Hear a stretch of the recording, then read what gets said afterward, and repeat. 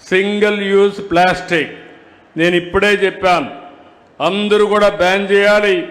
October 2వ తారీఖు తర్వాత ఈ రాష్ట్రంలో ఎక్కడ కూడా సింగిల్ యూజ్ ప్లాస్టిక్ కనపడడానికి వీలు లేదు. ఇది ఒక ఉద్యమంగా మనం ముందు తీసుకుపోవాలి.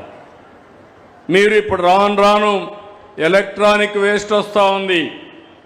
బాటిల్స్ ప్లాస్టిక్కే కాదు, ఎంతో ఎలక్ట్రానిక్ వేస్ట్ మీ సెల్ ఫోన్ నుంచి మీరు వాడే వస్తువుల నుంచి ఎలక్ట్రానిక్ వేస్ట్ వస్తూ ఉంది. దీనికి కూడా 123 అర్బన్ ఏరియాలో మార్చి 26కి కలెక్షన్ పెట్టుకున్నాం. దీనికి కూడా ఇది చేస్తాం. ఇంకో పక్క ఐటీసీ ఒక కార్యక్రమం తీసుకొచ్చారు.